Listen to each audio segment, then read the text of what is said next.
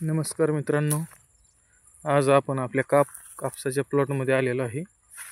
आणि हा जो वरचा प्लॉट आहे याचे आपण शेंड खोडलेले होते, पाहू शकता. हा शेंडा खोडलेला आहे. ते शेंडा खोडल्याचा असा फायदा आहे की ह्याची जी बोंड आहेत ते वरपर्यंत चांगल्या प्रकारे पोचलेले आहेत पूर्णपणे. हे बघा, गळफांद्याला पण चांगल्या प्रकारे बोंड. ही गळफांदी, या गळफांद्याची पण बोंड वरपर्यंत चांगली पोचली. आणि सगळं बोंडाची संख्या पण चांगली आहे. पातीगळ कमी प्रमाणात होते. कापूस हा पूर्ण हा अर्धा एकराचा प्लॉट आहे. आणि हा खाली अर्धा एकर. ह्याची शेंड आपण खोडलेली नाहीत. याचं काय झालंय, वरची जी बोंडाची साईज आहे ती अशी मनाव अशी झालेली नाही, थोडी बारीक साईज आहे. हे बघा, पाला जास्त आहे वर. त्याला बोंडाची संख्या आहे चांगली, पण इतकी जास्त प्रमाणात नाही.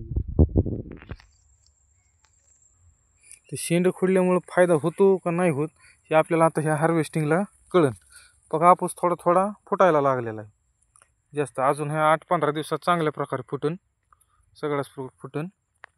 आणि असं वाटतं की ती वरचा जे प्लॉट आहे ना त्याच्यात काय होईल, शेंड खोडल्यामुळं त्याचं लवकर पानगळ होईल.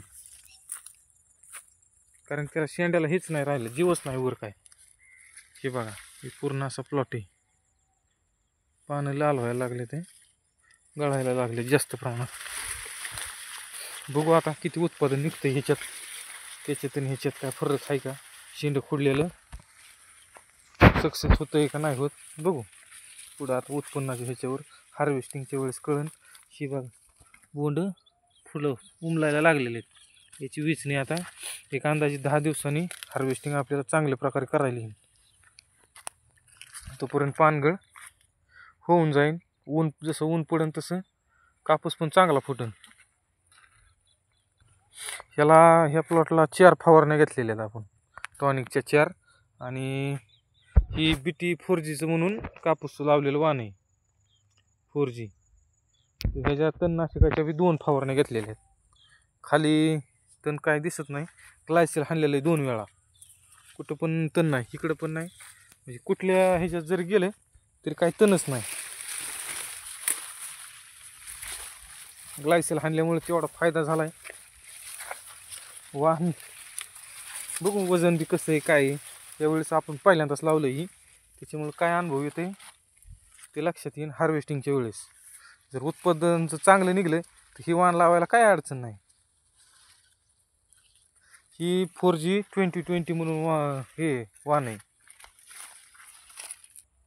याचं काय झालंय, वाढ मापात राहिली. आपल्या खांद्या लेवलच ह्याची वाढ या शेंडा खोडल्यामुळं. आणि काय झालं, जे गळफांदीचं पण आपण शेंड खोडलेलं त्याचं, त्यामुळं गळफांद्याची वाढ पण मापातच आहे. आणि हे एखादं हो का हे राहिलेलं आहे ना, तर ह्याचं काय झालंय, ही गळफांदीची राहिलेली तर ही वरगी वाढली या थोडीशी. बघा इथं एक या, ती जरा वर गेली त्या कापसाच्या. ती अशी ही गळफांदी या, नाही गळफांदी नाही, ही मेनच फांदी. त्याचा शेंडाच खोडायचा राहिलेला आहे. जाऊन दे, मोरते राहिला का.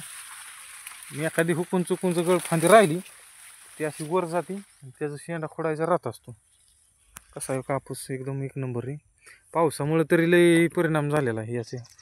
पाते ते गळाल्या, पण ह्याच्यात शेंडा खोडल्यामुळे एवढ्या काही जास्त गळालेले नाही. खाल्ल्या प्लॉटमध्ये लई गळालेले, जास्त पाती गळ झालेली. तिकडून नेतो तुम्हाला दाखवतो. कापसाला आता किती भाव राहते काय माहिती.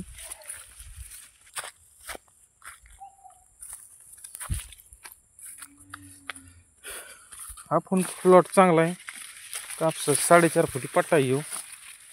बोंड काही जास्त नाही, ते बोंडाचा आकार बारीक पडला आहे याचा. हे कशामुळं, तर शेंडा खोडला नाही म्हणून.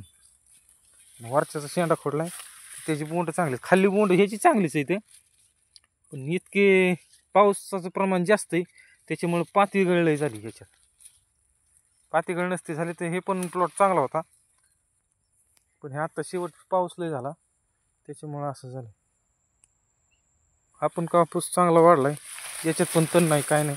ग्लायसेल औषध मारलेलं डायरेक्ट, थोडंफार प्रमाणात उगवलंय नंतर पण असं जी तण नाही आणि काय नाही, एकदम निर्मळ प्लॉट आहे. ही बघा, हे डोक्या एवढं गेलेले उंच. हा पण चांगला प्लॉट आहे. आता हे वर पाते आहेत पण ह्याचा काय उपयोग नाही. कारण काय होणार, हे खाल्लं यांची विसणी चालू होणार, तर ह्याचं बोंड किती होणार आहे, थोडं थोडं उमलणार नाही, काय नाही. हे याचा काय उपयोग नाही वरच्या ह्याचा. चांगला प्लॉट आहे आपला. उत्पन्नाच्या वेळेस, हार्वेस्टिंगच्या वेळेस उत्पादन किती निघते कळेलच आपल्याला आता.